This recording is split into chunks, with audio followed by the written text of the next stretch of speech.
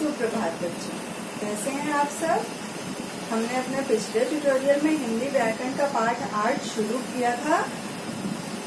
उसका तीसरा पार्ट कौन सा पार्ट 8 था हमारा, संज्ञा के विकारक तत्व, और उसमें हमने कारक शुरू किया था पिछले ट्यूटोरियल में, जिसमें हमने कर्ता कारक, कर्म कारक और करण कारक, ये 3 कारक समझ लिए थे उदाहरण के साथ। और ये आपको मैंने चार्ट भी याद करने के लिए दिया था।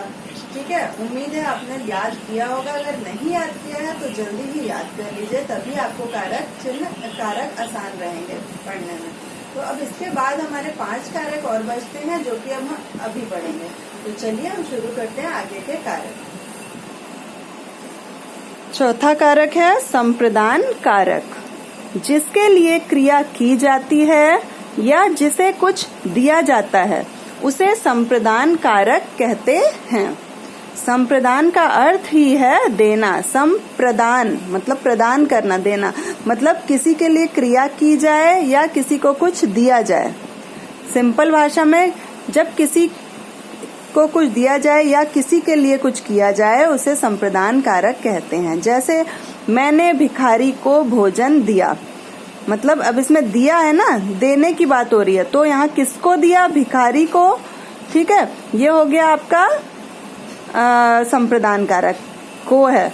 ये ध्यान रखिएगा, कर्म कारक का भी चिन्ह को है, संप्रदान कारक का भी कारक चिन्ह को है, लेकिन आपको ये ध्यान रखना है कि देने के अर्थ में जहां होगा वहां संप्रदान कारक होगा और क्रिया का फल जिस पर पड़ेगा वहां कर्म कारक। ठीक है, मामा जी बच्चों के लिए खिलौने लाए। अब देखिए, के लिए है, किसके लिए, बच्चों के लिए, तो ये तो आपको जहाँ के लिए है वो तो है ही संप्रदान कारक। को में ध्यान रखना है, जहाँ किसी को कुछ दिया जा रहा है, जैसे हम कहें उसने भिखारी को वस्त्र दिए, तो वहां दिया जा रहा है ना, मैंने अपने मित्र को उपहार दिया, तो देने के अर्थ में संप्रदान कारक है। 5वां है अपादान कारक। अपादान कारक का कारक चिन्ह है से। अब देखिए, करण कारक और अपादान कारक दोनों का कारक चिन्ह से है, लेकिन करण कारक में से जो है वो साधन के रूप में है, और अपादान कारक में जो से है वो अलग होने के अर्थ में, कहीं से कोई चीज अलग हो रही है, वहां अपादान कारक। ठीक है, संज्ञा या सर्वनाम के जिस रूप से अलग होने का भाव प्रकट होता है उसे अपादान कारक कहते हैं। मतलब संज्ञा या सर्वनाम के जिस रूप से अलग होने का अर्थ आ रहा है वहां अपादान कारक होगा। जैसे बादलों से वर्षा हो रही है, मतलब बादलों से जब वर्षा हो रही है तो पानी बादलों से अलग हो जा रहा है ना, तो वहां पे कहाँ से अलग हो रहा है, बादलों से, तो वहां अपादान कारक है। या नदी पर्वत से निकलती है, तो नदी पर्वत से निकल रही है, मतलब वहां से निकल गई, वहां से अलग हो गई, तो वो क्या हो गया, पर्वत से में अपादान कारक। अगर हम कहें वृक्ष से पत्ते गिरते हैं, तो पत्ते वृक्ष से अलग हो रहे हैं ना, तो वो अपादान कारक है। एक और नियम है अपादान कारक का कि अपादान कारक तुलना, डरना, सीखना, लजाना, लजाना मतलब शर्माना, घृणा, ईर्ष्या आदि में भी प्रयोग किया जाता है। मतलब कहीं कोई तुलना हो रही है या कोई किसी से डर रहा है या कुछ सीख रहा है या शर्मा रहा है या किसी से कोई घृणा कर रहा है या ईर्ष्या कर रहा है, उसमें भी हम अपादान कारक यूज करते हैं। जैसे पंखुड़ी मानसी से लंबी है। देखिए, मानसी और पंखुड़ी में तुलना हो रही ना कि कौन लंबा है, तो मानसी से लंबी है ना पंखुड़ी, तो किससे लंबी है, मानसी से, तो इसमें अपादान कारक।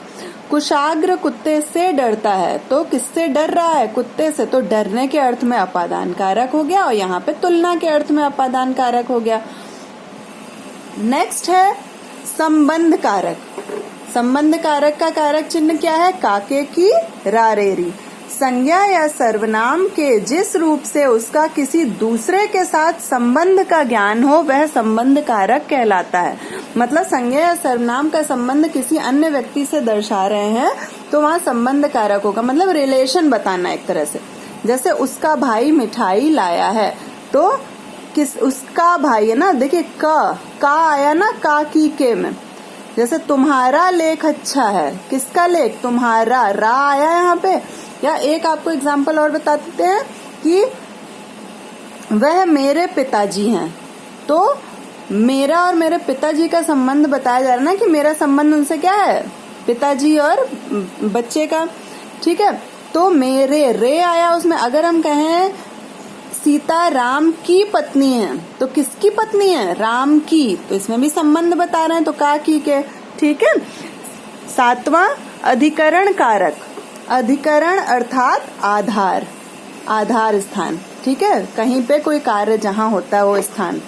जिस पद से क्रिया के आधार या स्थान अथवा समय का बोध हो उसे अधिकरण कारक कहते हैं। मतलब कार्य करने का स्थान या समय पता चले तो उसे हम अधिकरण कारक कहते हैं। जैसे घर में सामान रखा है, तो सामान रखने का स्थान क्या है, घर, तो उसके साथ में लगा है। ठीक है, तो अधिकरण कारक का कारक चिन्ह हमने क्या पढ़ा था, में या पर। जैसे दूध पर मलाई आ गई। ठीक है, किस पर मलाई आ गई, दूध पर। ठीक है, समझ आ गया। जैसे अगर हम कहें पक्षी आकाश में उड़ते हैं, तो पक्षियों के उड़ने का स्थान कहाँ है, आकाश।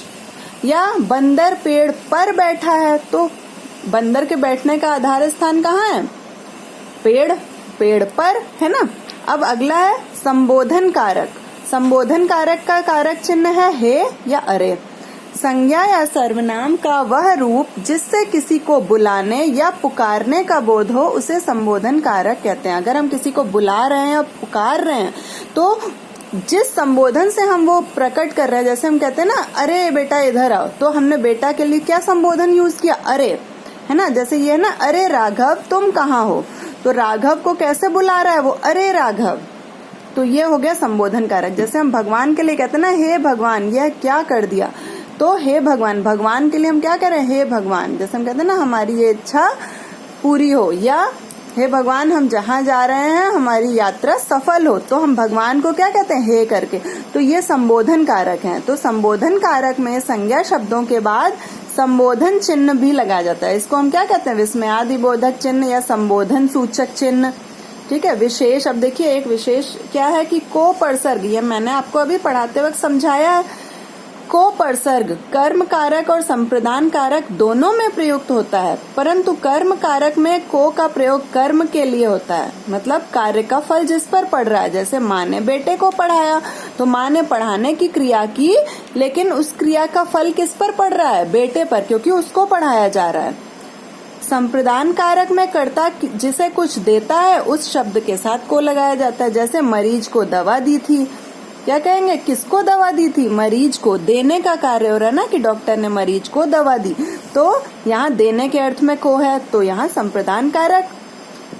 ऐसा ही करण कारक का परसर्ग से है और अपादान कारक में भी से परसर्ग का प्रयोग होता है, परंतु दोनों का प्रयोग अलग अलग है। करण में से साधन के लिए प्रयुक्त होता है, मतलब करण का जो से है वो साधन के रूप में है। जैसे उसने बच्चे को चम्मच से दूध पिलाया, दूध पिलाने का कार्य किया, लेकिन दूध पिलाने में सहायक क्या है, साधन क्या है, चम्मच। ठीक है, या अगर हम कहें बोतल से दूध पिलाया, तो दूध पीने का साधन क्या है, बोतल। ठीक है, तो साधन के रूप में होगा तो करण कारक, और अपादान कारक में अलग होने, तुलना, भय, लज्जा या घृणा आदि का भाव प्रकट होता है। जैसे सार्थक के हाथ से गिलास गिर गया। ठीक है, तो किसके हाथ से गिलास गिर गया, हाथ से अलग हो गया ना, अलग होने के अर्थ में हुआ कि हाथ से गिर गया गिलास, तो हाथ से अलग हो गया, तो वो यहाँ पे क्या हो गया, अलग होने के अर्थ में अपादान कारक। तो क्या ध्यान रखेंगे कि करण कारक में साधन के रूप में और अपादान कारक में अलग होने के अर्थ में। ठीक है, तो इस प्रकार हमारा ये पाठ लिंग, वचन और कारक तीनों संज्ञा के जो विकारक तत्व हैं वो तीनों यहाँ पे खत्म हो गए। इसके बाद आपका गृह कार्य है कि जितने आपका ये अभ्यास कार्य है, ठीक है, ये जो आपके अभ्यास कार्य हैं ये आपको सारे करने हैं।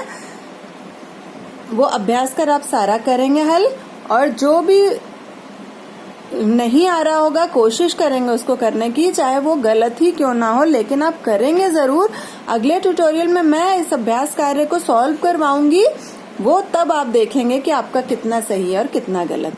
तो अभी तक जितना पढ़ाया है इसको आप ध्यान से पढ़ेंगे। अगर इसको ध्यान से पढ़ेंगे तो आपका कोई भी अभ्यास कार्य गलत नहीं होगा।